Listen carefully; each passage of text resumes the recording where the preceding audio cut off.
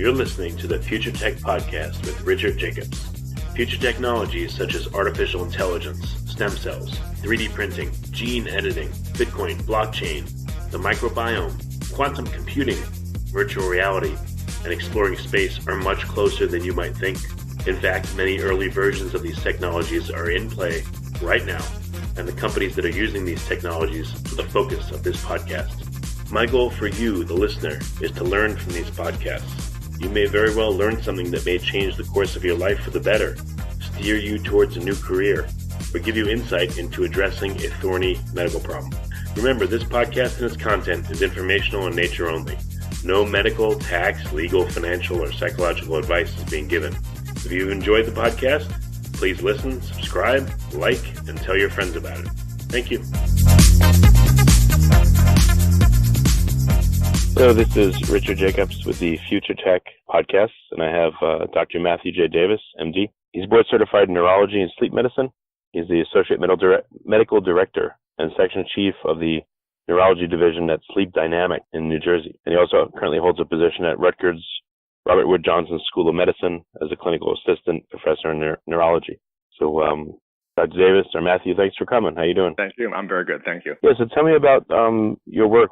First of all, why do you work in the area you do? What interests you about it? Yeah, I think that, within medicine and within neurology sort of more specifically, sleep is really a growing area. It's multi-disciplinary, which is actually one of the things that really attracted it to me originally when I was choosing what I was doing with my life was the fact that it involves a lot of different specialties. It involves neurology, certainly. It involves pulmonology. It involves some degree of psychiatry and psychology. And it's an interesting field in that it sort of ties a lot of these things together and is more and more recognized as, sleep medicine and sort of healthy sleep in general is more and more recognized as a important and, sometimes overlooked feature of good health in general and how it impacts other aspects of disease and other aspects of sort of the body's physiology. And it's sort of emerging as an important, sort of overlooked area that influences all these different things. So that's really what got me into it initially when I was choosing my specialty years ago. Yeah. And what's the latest and greatest with your research? What are you working on right now? So I don't do any sort of original research. I spend all my time doing volumes of seeing patients. But the interesting sort of things sort of emerging from sleep, I think, are a lot of the sort of the technological aspects of monitoring and some of the consumer devices and some of the sort of wearable technology that's out there that's of sort of varying legitimacy, to be perfectly frank, but sort of collecting a lot of data on sort of people's sleep habits and how you sort of convert that data into usable or something we can use as physicians, as clinicians that can actually improve people's sleep habits and quality of life and whatnot. And that's, I think, the area that's sort of most exciting, I think, at this point, where we're sort of trying to figure out what do we do with this data that we have that we can collect, and how do you give feedback not only to physicians but also to patients themselves with some of this data that can be collected, and how do you translate that into sort of improved sleep quality, which is sort of the goal. And I find all that very interesting. And it's like I said, it's sort of a sort of large spectrum, a wide spectrum of usability and usefulness in a lot of the things that are out there. And that's pretty interesting. Well, have we quantified what a good night's sleep means? That's actually a great. That's a very good question, actually, and that's one of the most important things for people to understand and for patients to understand. People who come see us, we say, what is the goal of healthy sleeping is not necessarily some externally measured parameter that you're aiming for, and in fact, healthy sleep is restful sleep that allows you to function well the next day. That is really the whole goal for everybody. It's not a certain number of hours of sleep. It's not, a lot of the devices that are out there measure things that are of questionable use. And so the goal in everybody should not be X number of hours. The goal should be, I feel pretty good the next day. And so that's really the most important thing. And that's one of the things I actually spend a lot of time talking to patients about is just that whole concept that you are not looking for a goal hours. You're not looking for anything else externally measured. You're looking for good sleep quality that you feel okay the next day. That being said, there are population averages and there's population data of most people need on between 7 to 9 hours of sleep to feel okay the next day. But that's not necessarily recommended for any individual person. That's sort of population data, that's actually one of the things we talk a lot about. What is good sleep? Well, it's what good sleep for you is what good sleep is for you, not necessarily for someone else. So that's actually a great question. Yeah. Well, I guess if you ask someone if hopefully they could remember, to think back on a time or times where they woke up, right. They felt great according to them, and they felt like they had really good sleep. And then figure out with them what that felt like, and then that's their goal, their particular personal goal. Absolutely. That's often how a lot of this is done. It's very personal. It's very sort of tailored to people's individual needs. And there's a lot of, obviously there's a lot of factors that go into it. People who have legitimate sleep disorders, people who have other medical conditions that affect the quality of their sleep. All of that factors in. But people will often say, years ago I slept 8 hours and I felt great. Well, great. Then that's a great goal for you. But in some people, they say, if I could just get 5 straight hours, I'll feel great. And that's the goal for you. It's not, there's no universal recommendation that fits for everybody. So yeah, I agree. So what are some of the surprises, the clinical surprises or observational ones you've had recently, maybe the last few years?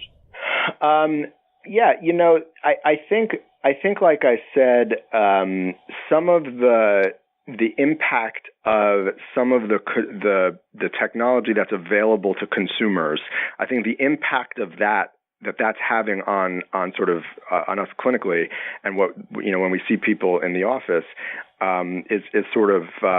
It's surprising, but at the same time, sort of predictable. That a lot of these devices, what they're measuring, can actually just by nature of the measurement is sometimes making people's sleep quality worse.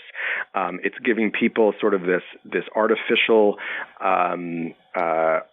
piece of data that they focus on, that they sort of obsess over about, again, number of hours slept, things like that actually is now proved. There's actually some studies, and I'm blanking on what journal it was in recently, but that actually show a clear correlation with worsened sleep quality in people who are wearing certain wearables for sleep or sort of using other sort of data that they gather externally. And so I think that's been sort of like I said, it's a little bit of a surprise because certainly that wasn't the intention of a lot of these devices, but it also on some level was a little bit predictable because a lot of people and I'm talking mostly about people with insomnia here. A lot of the issues are sort of this faulty almost obsession or focus on sleep time rather than sleep quality, and I think it's driving that forward. That being said, like I said initially, a lot of this data that's being collected, that people using their phones, people using different sort of devices that they wear to sleep to sort of measure their sleep quality, that's a lot of data that's being collected that I wonder, how can that be put to use in the future? And that's sort of an exciting area to think about. But I think the surprise is that at least temporarily for an individual patient, if you focus too much on that data, it actually can make your sleep worse. I know when you do a sleep study, you can get tons of data. I don't even know all the things you can get. Right. But at home with these devices, can you get useful data that will really inform us of what's going on with sleep, or do you really need to have better equipment? Well, so I mean, so you are getting limited data. A lot of the devices that are used, my understanding of how a lot of them work, they're essentially just accelerometers that are measuring movement. And in fact, that's been done for actually many, many years in sleep sort of research settings. A lot of the big academic centers have been doing this for many years. Basically, in researching various sleep disorders, you can put an accelerometer on someone on their wrist for a couple nights in a row and get some data of how sort of an objective measure of how someone might be sleeping, or at least how long they're sleeping. But you are missing a lot of data through that. Absolutely, you're not really measuring different sleep stages. Sleep, generally comes in sort of 4 different stages that you cycle throughout the night, and you don't really get that data from any wearable device, at least that I'm aware of. You're really getting asleep or not asleep. And again, a lot of this is just based on motion data. So in research settings, that has been used for many, many years. But the fact that it has sort of blown up in the consumer market, and there are so many people, using these devices. Like I said, it's an interesting sort of trove of data that's out there. But to answer your question, it is not really measuring all parameters of sleep in any particularly useful way beyond just how long are people sleeping for.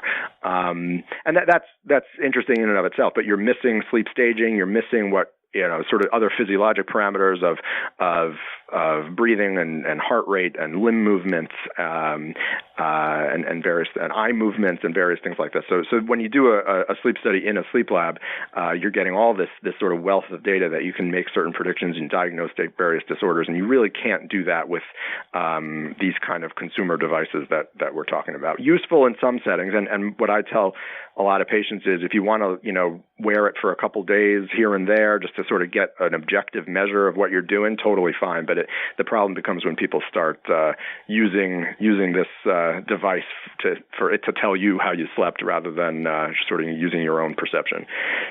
Yeah, I don't know if you've seen it, but I've been wearing a continuous glucose monitor, and I noticed during sleep, my blood sugar fluctuates, so I've been wondering if that's correlated to the stages of sleep. I don't know if you've seen anyone doing that or have any data on that, or I know that they have accelerometers and stuff, but how about this? Yes. Yeah, so I don't know of anything sort of directly on that, on the continuous glucose monitoring and how that's been used as far as a sleep situation. But definitely we know that sugar control is tied into sleep quality. A lot of sort of hormonal changes that happen with sort of good quality sleep or not so good quality sleep, and cortisol and growth hormone and various other kind of changes that occur in the body when you're sleeping can aid in sugar control. And in people who, for instance, are having very sort of wildly fluctuant blood sugar, actually screening for sleep disorders, particularly sleep apnea, is actually I don't know that that's the recommendation just yet, but I think it's getting there, and I think more and more things like that are recognized. Yeah. So it's an interesting area for research, no question about it, and especially with this new usable data of the continuous monitoring. That's actually a really interesting thing to think about, actually. Has Fitbit or any other large outfit released any studies or data, or are they keeping it close to the vest? Yeah, so I'm not aware that they have released anything in particular. I am aware of a few studies that a couple academic departments did just on the use of wearable devices, period. I don't think they were talking about what brands, but they're all basically doing the same thing, which is just measuring movement. Some of them have a light sensor, which helps you sort of predict sleep also. But yeah, I'm not aware that they've released any data on that. But that's to me, I think would be an interesting thing to look at, is just what can we do with this vast amounts of data that's being collected. And that's not the only thing that's being collected. People who for example are being treated for sleep apnea with a CPAP machine. The modern day CPAP machines also collect data and upload all sorts of information to the cloud. Now, that's done primarily for insurance purposes, so that the insurance companies can verify people are using these machines that the insurance company is paying for. But all that data is out there too, and it's a lot of information that again, I think that some population studies of sleep quality and sleep time and how that relates to things like you're talking about with the new sort of continuous glucose monitoring, for example, how you correlate all these things together. Yeah. What's on your wish list of things to measure? And is it happening or it's not there yet? Yeah, if you could sort of look at other parameters of sleep. I mean, I think to whatever degree home sleep testing can begin to mimic in-lab sleep testing, that would be the wish list there. What we've been talking about are sort of consumer wearable monitors that people just sort of buy, but there's a whole other field of just home sleep testing that as clinicians we're sort of being pushed into more and more for insurance purposes, and home sleep testing ordered by a physician pales in comparison to what can actually be done in the sleep lab. Home sleep testing is essentially just a respiratory monitor, a heart rate monitor, and a oxygen saturation monitor. And the only thing that's really good for is measuring for sleep apnea, and that's fine. And there's some issues with that also. But like I mentioned before, in the sleep lab you get a lot more data. So to whatever degree that sort of wealth of data could be translated into some kind of home sleep monitor would be particularly useful from a clinical perspective, definitely. Well, have you read over any sleep study data sets and just to see what's in them and to think about the whole process? What do you mean in particular? I don't know what you mean. It might be interesting. Probably most of the world wouldn't think it's interesting. But, sleep nerds would, but. What if you sat down with a few sleep studies and just looked through all the data that they collected, whether, they say anything about it in the report or not? Have you done that? Maybe that would inform you about, that's interesting. I didn't know that, this and that happened, and no one seems to be talking about it. Yeah, so definitely there's a lot of research being done into some of the other aspects of the data that we get from a sleep study and how that predicts other kind of disease or how that predicts, other kind of issues that people are having.